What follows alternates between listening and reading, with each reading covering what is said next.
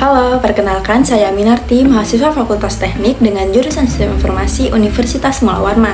Pada kesempatan kali ini, saya akan membahas beberapa poin. Yang pertama adalah tentang technopreneurship, mencakup pengertian, tujuan, dan implementasi technopreneurship dalam konteks sistem informasi.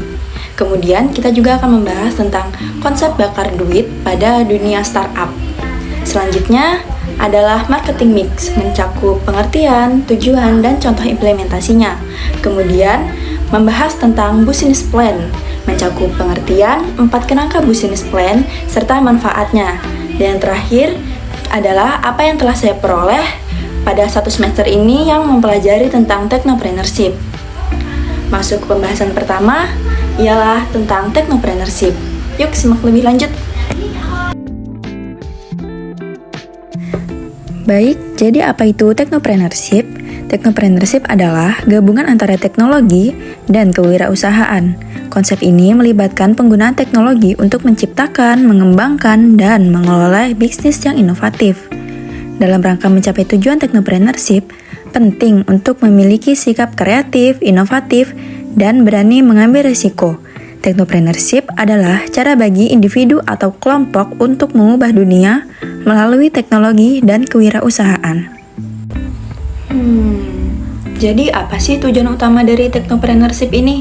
Jadi ada beberapa tujuan utama dalam mengembangkan technopreneurship. Antara lain, yang pertama ialah inovasi teknologi. Salah satu tujuan utama technopreneurship adalah menciptakan inovasi teknologi yang baru dan berbeda. Dengan memadukan ide kreatif dan teknologi, technopreneur dapat menghasilkan produk atau layanan yang lebih baik, efisien, atau bahkan mengubah cara orang menjalani hidup mereka. Yang kedua, menciptakan lapangan kerja. Technopreneurship memiliki peran penting dalam menciptakan lapangan kerja. Melalui pengembangan bisnis yang berbasis teknologi, technopreneur dapat membuka peluang kerja baru bagi orang-orang di sekitar digital, IT, dan industri terkait lainnya. Yang ketiga, pertumbuhan ekonomi. Technopreneurship juga berkontribusi pada pertumbuhan ekonomi suatu negara.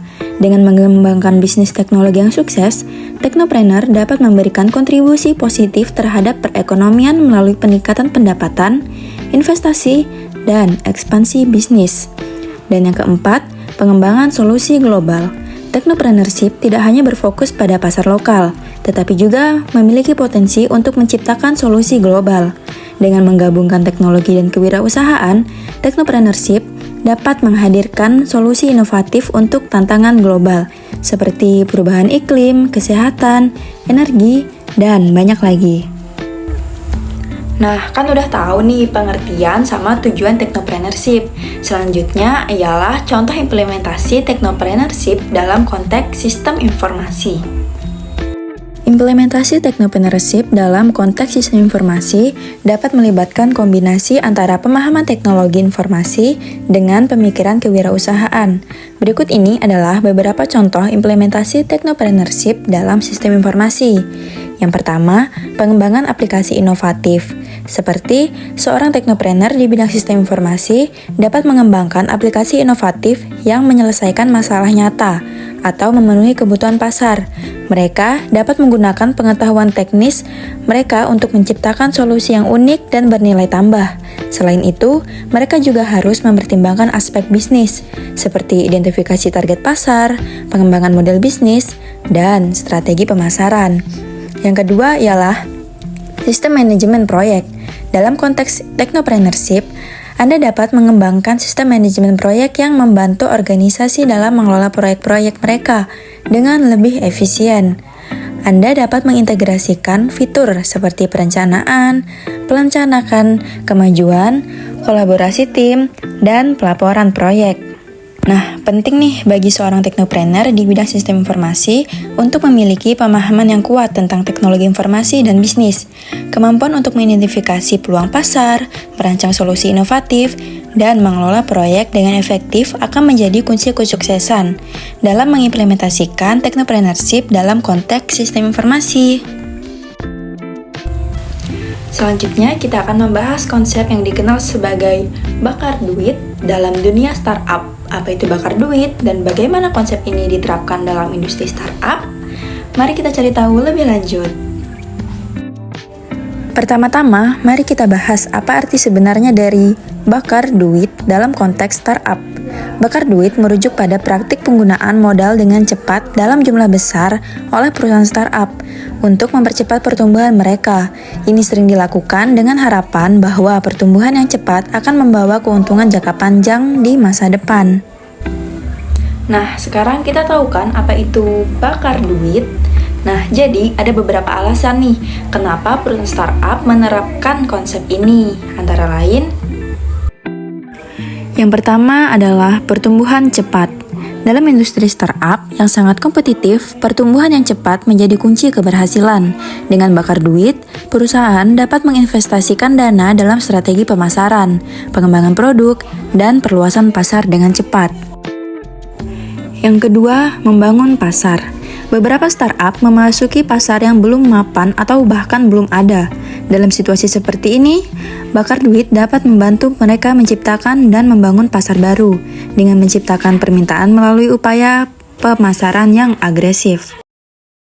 Yang ketiga, mengalahkan kompetisi. Dalam kompetisi sengit, bakar duit dapat memberikan keuntungan yang kompetitif. Startup dapat menggunakan dana yang mereka miliki untuk menawarkan harga yang lebih murah, menarik bakat terbaik, dan meluncurkan inovasi yang lebih cepat daripada pesaing mereka. Dan yang terakhir ialah menarik investor. Bakar duit dapat menjadi alasan untuk menarik minat investor. Ketika investor melihat startup dengan pertumbuhan yang cepat, mereka cenderung melihat potensi keuntungan yang besar di masa depan dan akan lebih tertarik untuk berinvestasi dalam perusahaan tersebut. Meskipun ada manfaat yang jelas dari bakar duit, namun tetap ada risiko yang harus diperhatikan. Yuk kita bahas. Salah satu risiko utama adalah kehabisan dana. Startup yang menghabiskan uang dengan cepat tanpa menghasilkan pendapatan yang signifikan dapat menemui kesulitan finansial dan bahkan menghadapi kebangkrutan. Selain itu, ada risiko bahwa pertumbuhan yang cepat tidak dapat dipertahankan dalam jangka panjang. Jika perusahaan tidak dapat menghasilkan pendapatan yang memadai untuk mengimbangi pengeluaran mereka, model bisnis mereka mungkin tidak akan berkelanjutan.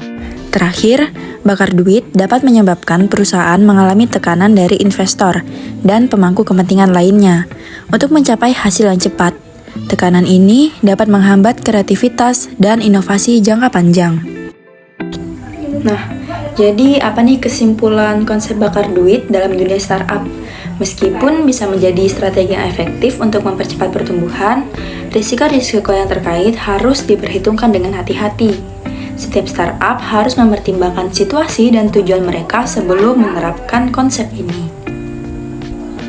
Selanjutnya, kita akan membahas tentang konsep yang penting nih dalam pemasaran, yaitu marketing mix. Apa itu marketing mix, tujuan dari penggunaannya, dan bagaimana konsep ini dapat diimplementasikan.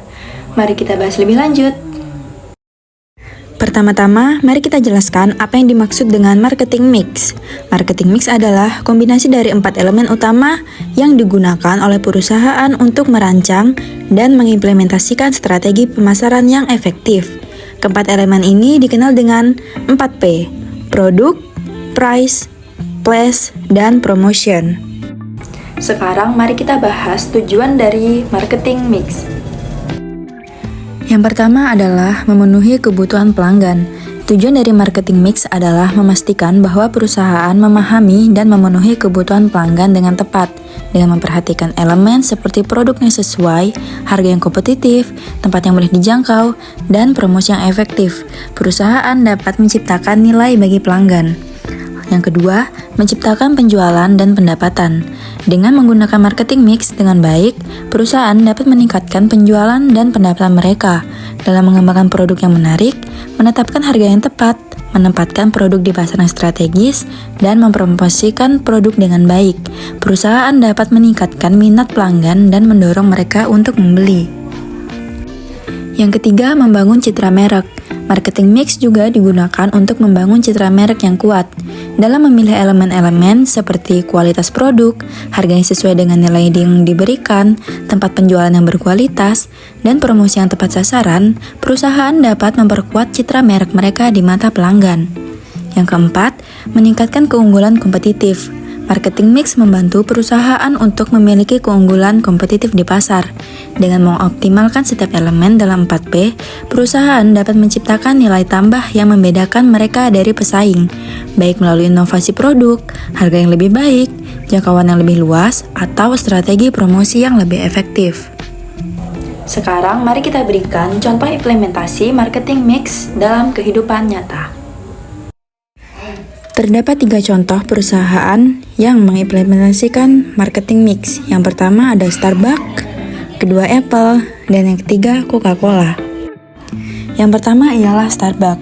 Produk berkualitas tinggi, harganya lebih tinggi dibandingkan pesaing, penempatan gerai di lokasi yang strategis, promosi yang menggunakan media sosial, dan program loyalitas adalah contoh implementasi marketing mix yang sukses oleh Starbucks. Yang kedua adalah Apple.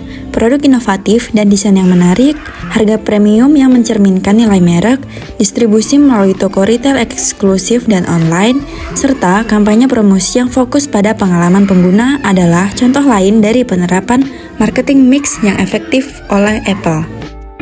Dan yang ketiga ialah Coca-Cola, produk yang terkenal dengan rasa yang konsisten, harga yang terjangkau, ketersediaan di berbagai tempat penjualan, dan promosi yang melibatkan iklan TV, sponsor acara, dan kampanye pemasaran sosial adalah contoh implementasi marketing mix yang sukses oleh Coca-Cola.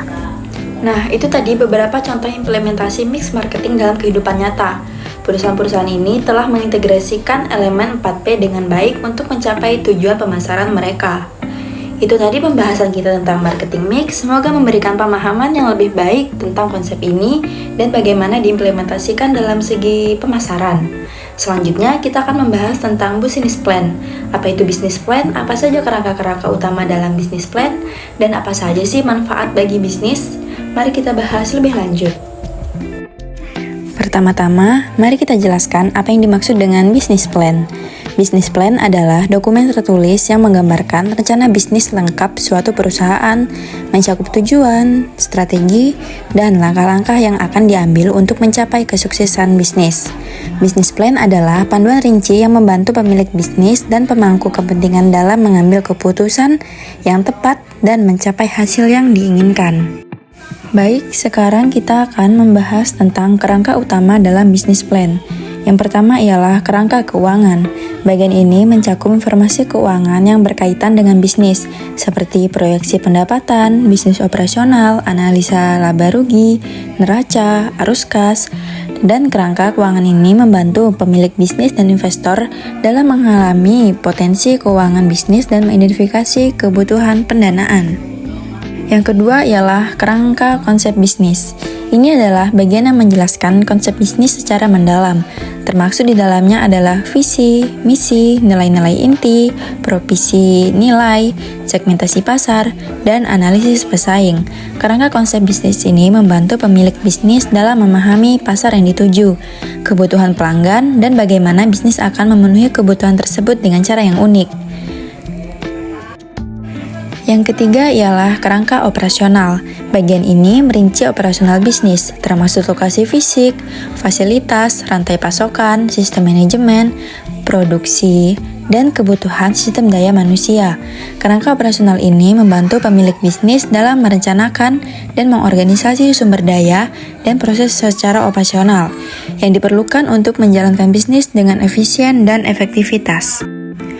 Yang keempat, kerangka pemasaran. Ini adalah bagian yang menjelaskan strategi pemasaran bisnis, termasuk segmentasi pasar, penentuan target pasar, analisis pesaing, strategi produk, harga, distribusi, dan promosi. Kerangka pemasaran ini membantu pemilik bisnis dalam merencanakan cara memasarkan produk atau layanan mereka, menarik pelanggan, dan membangun hubungan yang kuat dengan pasar target. Nah, selanjutnya ialah manfaat dari bisnis plan. Yang pertama ialah rencana jangka panjang. Bisnis plan membantu pemilik bisnis dalam merencanakan tujuan jangka panjang dan strategi untuk mencapainya. Ini memberikan pandangan yang jelas tentang arah bisnis dan membantu dalam pengambilan keputusan yang konsisten dengan visi dan misi bisnis. Yang kedua ialah pendanaan dan investasi. Bisnis plan merupakan alat yang penting dalam mendapatkan pendanaan dari investor atau lembaga keuangan. Ini membantu meyakinkan pihak-pihak terkait tentang potensi bisnis dan menggambarkan penggunaan dana dengan jelas. Yang ketiga ialah pengukuran kinerja. Business plan memberikan kerangka kerja untuk mengukur kinerja bisnis. Dengan membandingkan hasil aktual dengan target yang ditetapkan dalam rencana, pemilik bisnis dapat mengevaluasi keberhasilan bisnis dan mengidentifikasi area yang perlu ditingkatkan. Dan yang terakhir ialah komunikasi dan kolaborasi. Business plan adalah alat komunikasi yang kuat membagikan visi bisnis dengan tim internal dan eksternal. Ini membantu dalam mengkoordinasikan upaya tim, mendapatkan dukungan dari mitra bisnis, dan menjalin hubungan dengan pemasok, pelanggan, dan investor.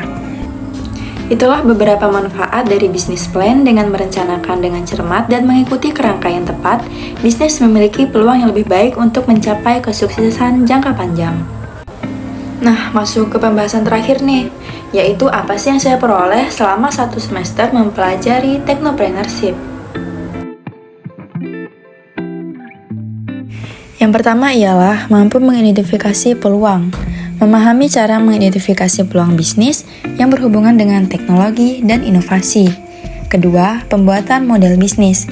Mempelajari cara merancang dan mengembangkan model bisnis yang menggabungkan teknologi dengan strategi pemasaran, pendapatan, dan keberlanjutan. Yang ketiga, inovasi teknologi. Memahami pentingnya inovasi dalam konteks technopreneurship.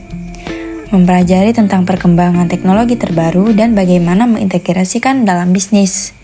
Yang keempat, manajemen risiko. Belajar mengenai manajemen risiko dan konteks technopreneurship. Mempelajari cara mengidentifikasi, mengevaluasi, dan mengolah risiko yang terkait dengan pengembangan produk. Dan yang terakhir ialah rencana bisnis. Membuat dan mengembangkan rencana bisnis yang menggabungkan aspek teknologi dan inovasi. Ini melibatkan merancang strategi pemasaran, analisis keuangan, proyeksi pendapatan, dan langkah-langkah yang diperlukan untuk mencapai tujuan bisnis. Itu saja video kali ini. Terima kasih sudah menonton. Jangan lupa like, comment, and subscribe. Dan jangan lupa tonton video-video lainnya. Sampai jumpa.